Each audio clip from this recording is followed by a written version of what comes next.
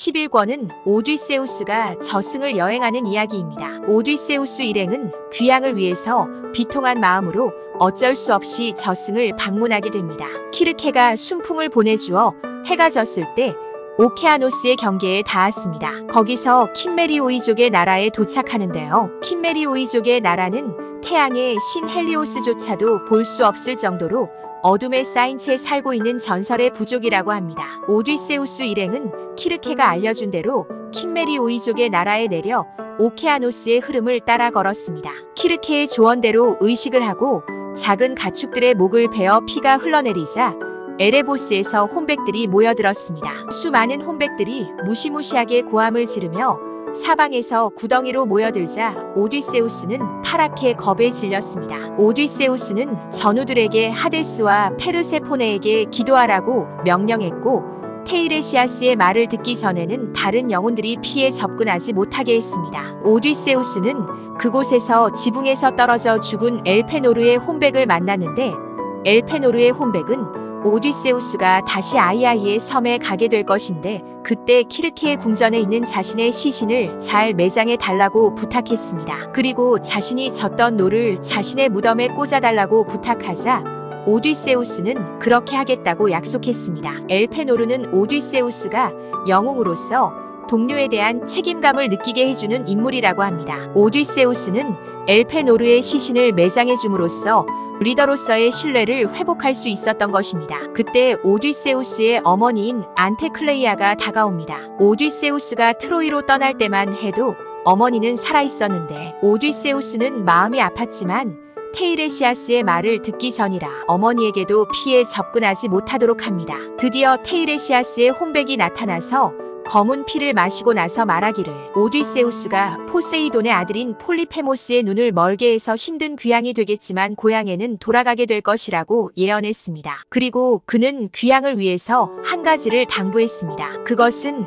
오디세우스의 배가 트리나키의 섬에 접근시키자마자 헬리오스의 소떼와 작은 가축들을 발견하게 될 것인데 그 가축에게 해코지한다면 비참한 귀향을 할 것이고 집에 가서도 고통을 받게 될 것이라고 예언했습니다.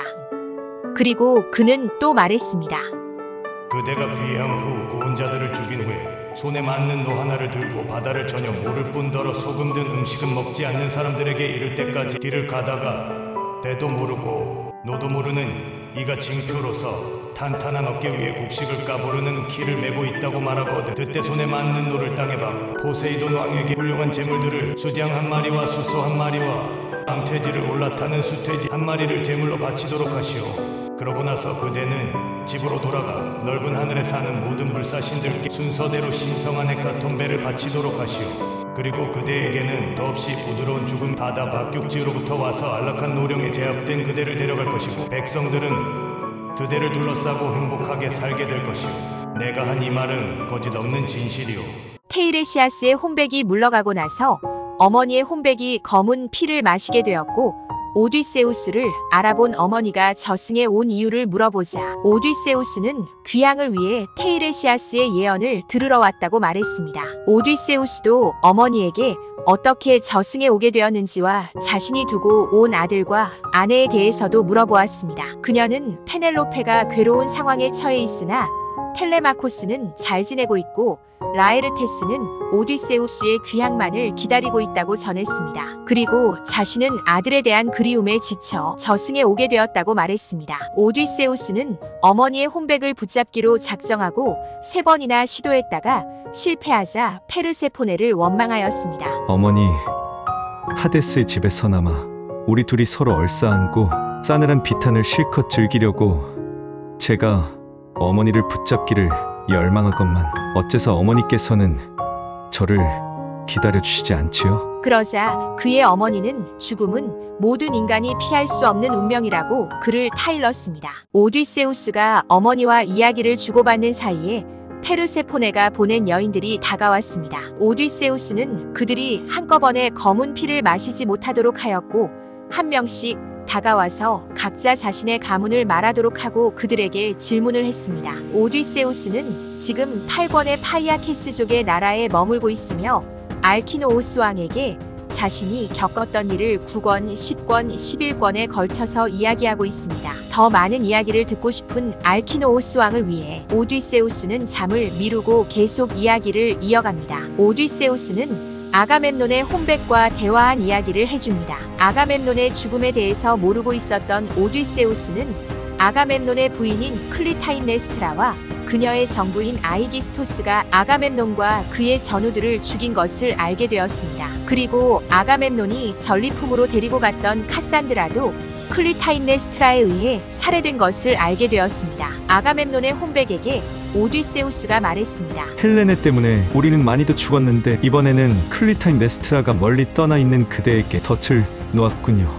공교롭게도 헬레네와 클리타임네스트라는 쌍둥이 자매입니다. 아킬레우스의 혼백을 만난 오디세우스는 그의 혼백에게 죽은 자들 사이에서도 강력한 통치자이기 때문에 죽었다고 슬퍼하지 말라고 위로했습니다. 오디세우스의 말에 아킬레우스의 혼백이 말합니다. 죽음에 대해 내게 그럴싸하게 말하지 마시오. 영광스런 오디세우스여, 나는 세상을 떠난 모든 사자들을 통치하느니 차라리 지상에서 머슴이 되어 농토도 없고 재산도 많지 않은 가난한 사람 밑에서 품이라도 팔고 싶소이다. 아킬레우스의 혼백은 자신의 아버지인 펠레우스와 아들인 네옵톨레모스에 대해서도 물어보았습니다. 오디세우스가 펠레우스의 소식에 관해서는 듣지 못했지만 네옵톨레모스는 누구보다 용감하게 전쟁을 치르고 무사히 귀향했다는 말을 전하자 아킬레우스의 영혼은 기뻐했습니다. 아킬레우스가 죽었을 때 그의 무구를 놓고 아이아스와 오디세우스의 재판이 있었습니다. 그 재판에서 오디세우스가 이기자 분노한 아이아스는 자살을 했습니다. 아이아스는 죽어서도 억울함이 풀리지 않았는지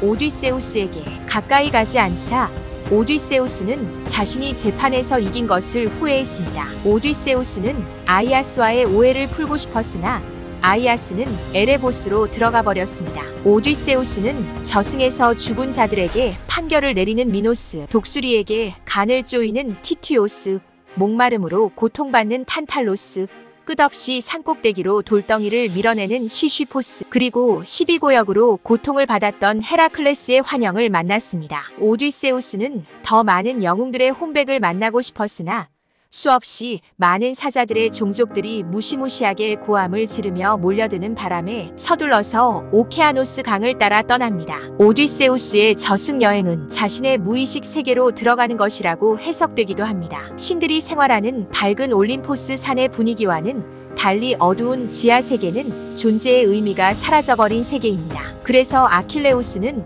아무리 소장농 신분으로 살아도 저승보다 이승이 낫다고 말했던 것입니다. 오디세우스는 자신도 인식하지 못했던 영웅으로서의 삶과 죽음의 경계에서 느꼈던 한계, 사랑했던 사람들과 동료들을 지키지 못했다는 죄책감 등 자신의 무의식에 숨어있던 세계와 직면했다고 생각됩니다. 이상 오디세이아 11권을 요약한 내용이었습니다. 감사합니다.